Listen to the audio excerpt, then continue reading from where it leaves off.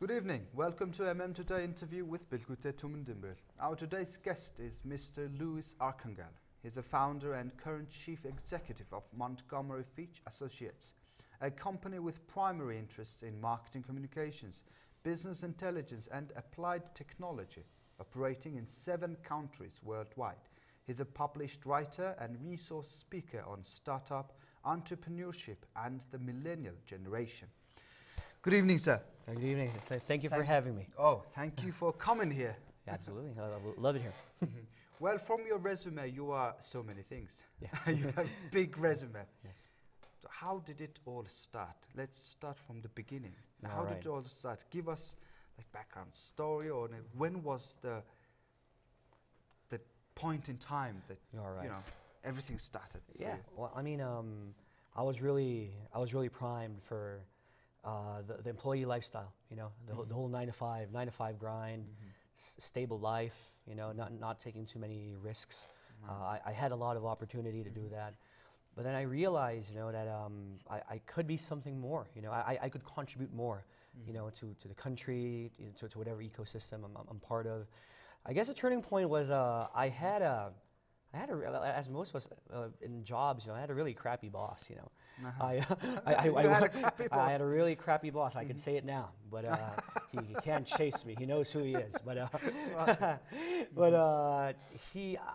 I saw that he was really mismanaging his company. You know, he's CEO, but I saw that, you know, with my own bare eyes, that I could do a better job, man. You know, and it really spurred me to, you know what, enough of this.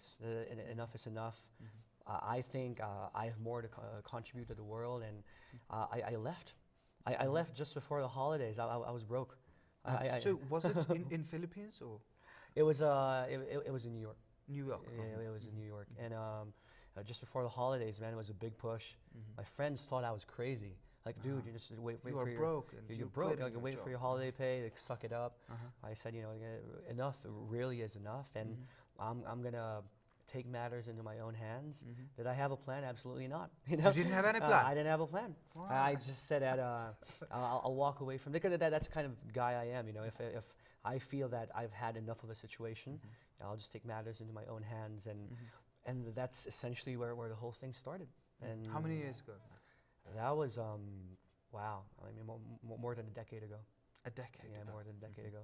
The world was a very different place, but the whole thing plays very, very vividly in my mind until now. Yeah. So tell us about your company. Sure. And is there any collaboration between Mongolian companies, Mongolian organizations? What's going on? Yeah, sure. With your company? I mean, in just Montgomery Fitch Associates is. It's a multinational conglomerate holding company. We really started out as an advertising agency, a creative agency. That's really what we're known for.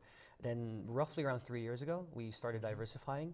So now we're diversified into roughly 11 different industries, ranging from something like deep tech, AI, and cybersecurity. Wow. And then we even have a political risk firm, a personal, like a life coaching company. So it's really diversified, and I can expound more later. But what this really does is that it allows us to seamlessly enter a lot of markets without having, for example, you know, I want to enter, let's say Mongolia, and I check that maybe the advertising industry is really packed. I don't have to force my way and have to burn a lot of capital in the process.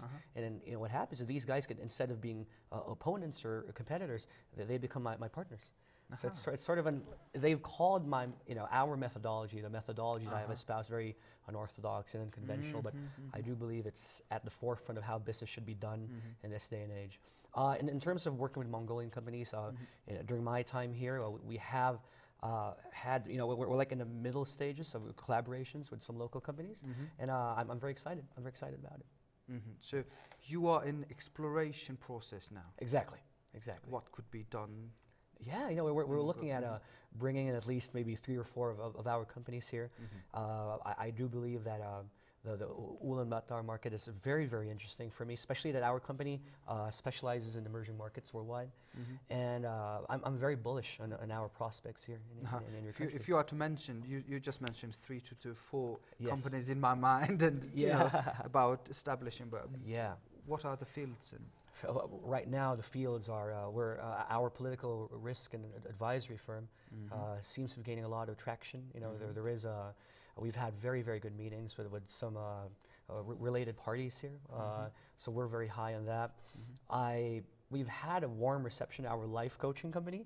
We have been. That sounds very interesting. I know, right? And we have been informed that UB is really prime for that kind of service. Yeah, it's obviously it's big in the U.S. You know, a guy like Tony Robbins would make what $12 million for a single event, and the CEO of that company, he's one of the best in his field in the Philippines, and it's really something that we're very high on. We're also looking to bring in our events company here as well. Yeah, right. It's either we bring in, we're actually planning to bring in possibly, you know, like a major international conference here, which would really increase the profile of Mongolia. Of Mongolia as well. Exactly, right. And perhaps, you know, bringing in other related events, you know, to your space. So off the bat, those are the things that I see from our corporate portfolio that could be done here. It's as I said, it's an exciting time. Yes. Well, you're currently managing multinational company. Exactly. What are the nuances and challenges to manage these global branches? Yeah, multinational companies. It's a challenge, definitely. You know, it's not you're really learning on the fly. It's not like you come in there and then, oh great, everything's gonna work out right away. You know, but the crux of the matter for me is that you have to have a really established and motivated and highly competent local partner. Yeah, and that's something that I hope, if we're talking about entrepreneurial education down the line, that's something that a lot of would-be entrepreneurs have to be really aware of, especially if you want to bring your brand outside. You know, nuances. You know, obviously the culture.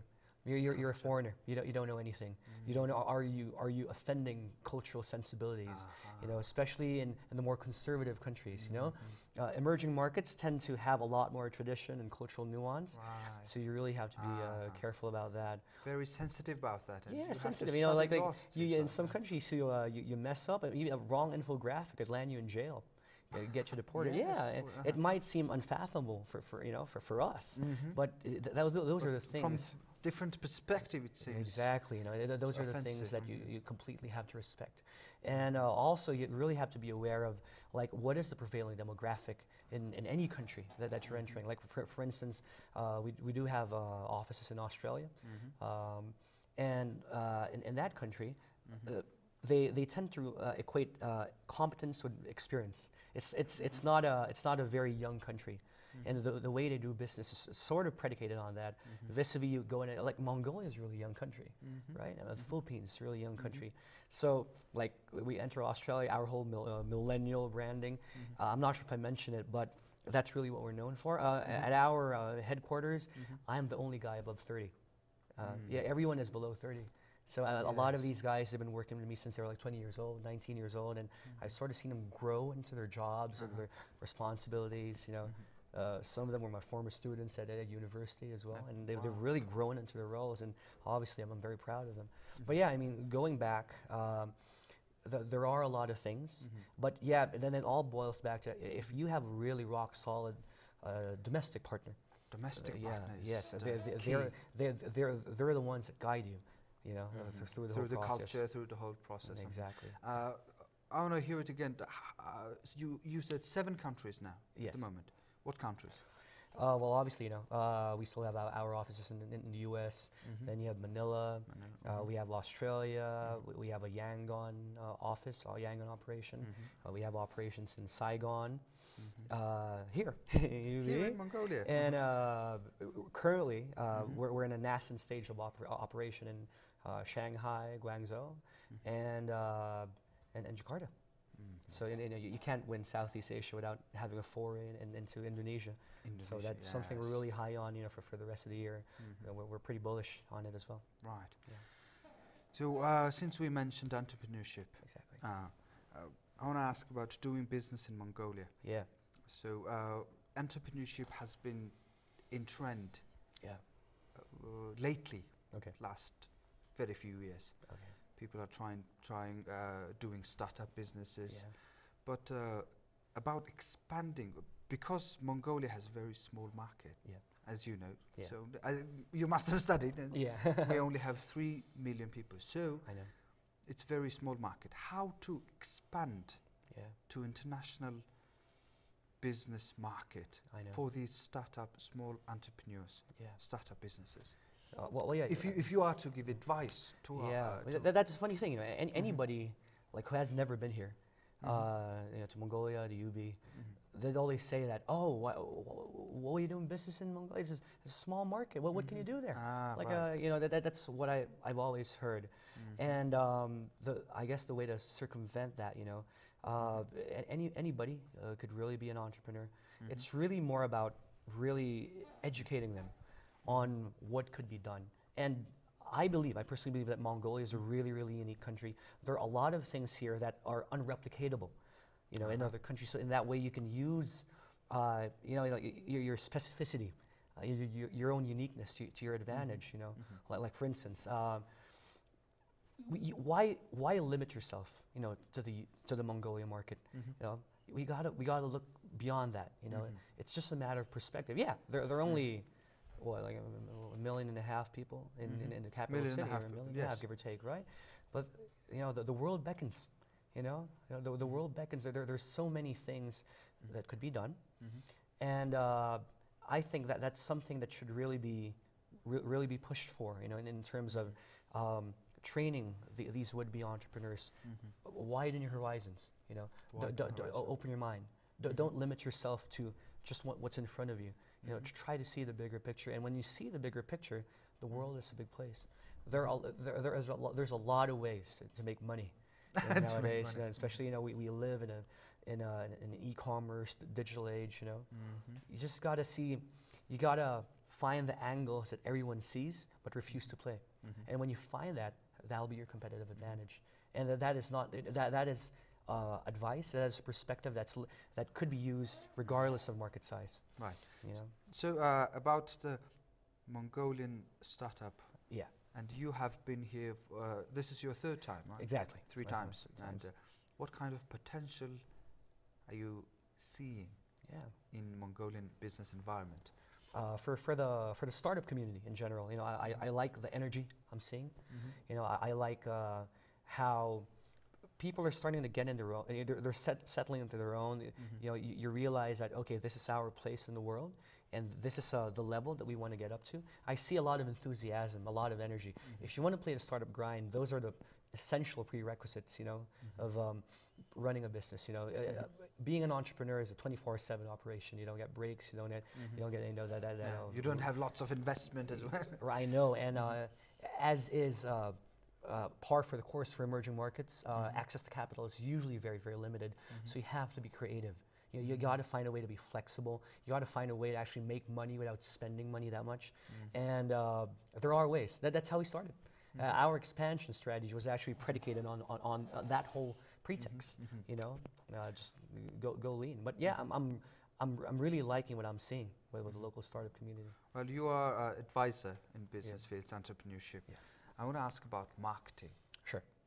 Because for startups and entrepreneurs, the marketing is a big question mark. I know. Especially to the international field, bigger markets. What are the ways and what are the channels they need to be looking for, they need to be focused on? Yeah. I mean, what's essential to market your product or market your brand to other countries? Yeah. It's of my belief that, you know, I mean, focus on your brand first, more than anything else. You know, figure out the personality. What's the tone of your brand? What does it stand for? You know, if people see it for the first time and they're entering your world, essentially, what does it stand for? Because when companies figure that out, then you can move on. I've seen companies, soulless companies, you know, burn hundreds of thousands of dollars in senseless marketing, running ads, you know, running Google AdWords and all that. But then a lot of it's senseless because they don't stand for anything. You know, figure out, especially you're coming from a small market. You know, I can totally empathize in a way. I mean, should we try to enter really big markets? You know, we're small guys. You know, even if the Philippines is a big place. So focus on that core philosophy. What does the brand stand for?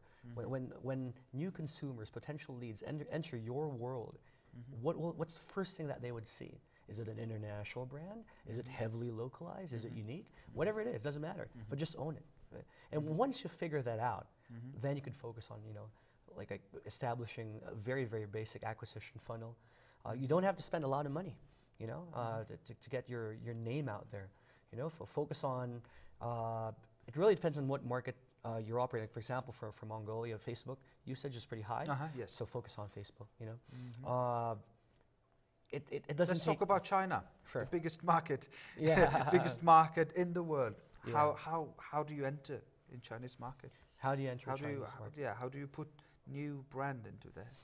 Yeah, that's because China is our neighbor. I know. And when there's this big market, we want to put some products there. Yeah. You got to put yourself out there, man. That's an easy answer to a complex question. There are a lot of nuances, but we have done market entry into China before. There are a lot of cultural complexities and regulatory stuff. You gotta, yeah. Then we'll all go back to our original conversation earlier. You have to have a really solid local partner, because when you get that, half the battle is won. But you won't get that local partner if you don't put yourself out there. And that's my easiest advice. Very nice. Yes. Yeah. Fortunately, we have only 20 minutes. If Okay. we talk on, we will go on and on forever. But thank you for coming here and giving Mongolian, and not only Mongolian audiences. Yeah. Our audiences very important advices on entrepreneurship and startup businesses. Well, thank you so much for having me back. It's a pleasure to share these experiences and insights, and I'm rooting for you guys. I'm rooting for the country, and I'm hoping with our presence here we can do a lot of good things together. Right. Well, I'll be seeing you in the future. Absolutely. Much more, huh? Yeah. All right. Yes, thank you so much. Thank you very much. Yes. And that's all for today. Thank you for being with us. You're watching Today Interview Time. We will see you on next Tuesday with our news and stories. Have a good one. Bye-bye.